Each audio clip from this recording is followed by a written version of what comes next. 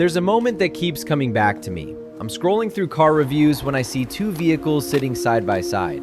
One costs $15,000. The other costs $60,000. Both are sedans. They both get you from point A to point B and have 4 wheels, air conditioning, backup cameras, and leather seats. The expensive one is celebrated as a masterpiece of engineering. The cheaper one is dismissed as merely acceptable. I keep thinking, what if we've been asking the wrong question this entire time? What if the difference isn't what we think it is? Here's the thing that doesn't sit right with me. We've built a whole belief system around the idea that price is a signal of quality. Expensive equals better. Cheap means compromise. It's almost religious. And when it comes to cars, this belief is taken to an extreme. European engineering is treated like art. Asian efficiency is treated like pragmatism. And vehicles from certain emerging markets are treated like knockoffs, even when they objectively perform the same tasks. But the more I've looked into this, the more I've realized that what separates a $15,000 car from a $60,000 car often has very little to do with quality in any meaningful sense. And that realization is deeply uncomfortable. Let me explain what I mean. When most people think about quality, they think about durability, reliability, safety, performance. They think about whether something works and whether it keeps working. That makes sense. But when you actually look at modern manufacturing, when you look at how cars are designed and built today, that definition starts to fall apart. Because quality isn't one thing, it's a dozen different things, and those things don't always align the way we assume they do. Take engineering philosophy. There are essentially 2 completely different approaches to building a car, and they produce radically different price points. One approach says, we're going to engineer this vehicle to perform at a theoretical maximum. We're going to over-engineer every component. We're going to build in redundancy and excess capacity. We're going to design a suspension that can handle conditions 99% of drivers will never encounter. We're going to create an engine that could theoretically last 500,000 miles if maintained perfectly. This is the philosophy of precision, of theoretical perfection, and it's expensive. Not because the materials cost more necessarily, but because the development costs more, the testing costs more, the tooling costs more. The margins are smaller because the volumes are smaller. And the brand that makes this vehicle charges a premium because they can. Because they've built a story around what that engineering represents. Then there's the other approach. This one says, we're going to build a car that does what most people need extremely well at a price they can afford. We're not going to over-engineer it. We're going to determine exactly what's necessary and relentlessly optimize for it. Instead of decades of legacy development, we're going to use simulation and rapid iteration. We're going to prioritize speed to market. We're going to manufacture at scale to drive costs down through volume. We're also going to accept that this car won't do things that most people don't need anyway. This isn't about cutting corners. It's about refusing to build features that don't matter. Here's where it gets interesting. Most people assume that the first approach produces a better car. But does it? Better at what? If you're measuring real-world reliability, the data doesn't support that assumption. Some of the most reliable vehicles on the road are made by manufacturers who follow the second philosophy. They're not built to impress engineers. They're built to not break. Those are 2 very different objectives. I started thinking about this differently when I considered something simple. How many parts are in a car? A modern vehicle has about 30,000 components. 30,000! Each of those parts is a potential failure point. Here's the thing about complexity. It doesn't scale linearly. When you add more systems, features, and variables, you're not just adding individual risks. You're also adding exponential interactions between those risks. A car with heated seats, massaging functions, ambient lighting, adaptive cruise control, lane keeping assist, a heads-up display, and a 15-speaker sound system is not just more advanced than a car without these features, it's exponentially more complex. It's exponentially more complex.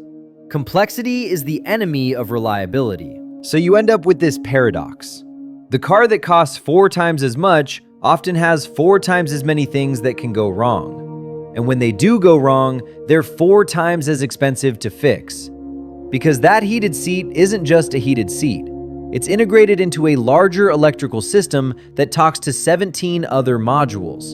And when it fails, you can't just replace the heating element. You have to reprogram the body control module. You need the proprietary diagnostic software. You need the dealer. And suddenly, a $5 part becomes an $800 repair. Meanwhile, the cheaper car has a simpler heating system, fewer integration points, easier to diagnose, easier to fix, and it heats your seat just fine. Now, I'm not saying the expensive car is badly made. I'm saying it's made with a different priority structure. And we've confused more engineering with better engineering. We've confused complexity with quality. We've confused capability with reliability. These things are not the same. Let me give you another angle on this: manufacturing efficiency. There's a reason certain regions can produce vehicles at a fraction of the cost, and it's not just labor.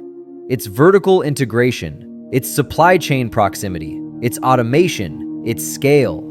When you're producing millions of units, your per unit cost drops dramatically. When you control your battery production, your electric motor production, your software development, you eliminate the margins that would otherwise stack up through suppliers. You eliminate the communication delays, you eliminate the compatibility problems, and you move faster. Speed matters more than people realize. In traditional automotive development, it takes 4 to 6 years to bring a new vehicle from concept to production. In that time, technology changes, consumer preferences change, regulations change. By the time the car launches, some of its features are already outdated. But if you can cut that development cycle in half, if you can iterate rapidly, if you can update software over the air instead of waiting for a model refresh, you're playing a completely different game. You're not building a static product, you're building a platform that evolves. And this is where the price difference starts to look less like a quality gap and more like a business model gap. The expensive car is expensive because it's built within a system that's optimized for margin, heritage, brand prestige. The cheap car is cheap because it's built within a system that's optimized for volume, speed, accessibility. Neither is inherently better, they're just solving different problems. But here's what really messes with my head. Despite all of this, despite the fact that the cheaper car might actually be more reliable, more practical, more efficient, people still want to pay more for the expensive one. And I don't think that's irrational. I think it's just not about what we claim it's about. Because when you buy a car, you're not just buying transportation, you're buying an identity. You're buying a story you tell yourself and others about who you are. You're buying status, you're buying belonging. And those things have value, real value, just not functional value. A vehicle isn't just a machine, it's a symbol. And symbols are priced according to what they symbolize, not what they do. This is why a watch that costs $50,000 doesn't tell time any better than a watch that costs $50. It's why a handbag that costs $5,000 doesn't carry your things any better than one that costs $50. The price isn't reflective of utility, it's reflective of meaning. And meaning is expensive because it's scarce, because it's constructed, because it requires narrative and perception and consensus. The expensive car carries meaning. It says, I have succeeded, I have taste, I value craftsmanship, I am part of a tradition.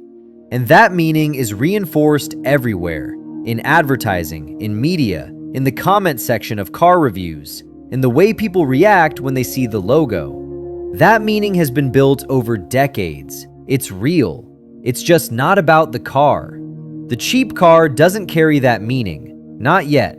Maybe not ever. It's new. It's unfamiliar. It comes from a place that's associated with mass production, not prestige. And so even when it performs just as well, even when it's just as safe, just as reliable, just as comfortable, it doesn't command the same price. Because price isn't about the thing, it's about the story.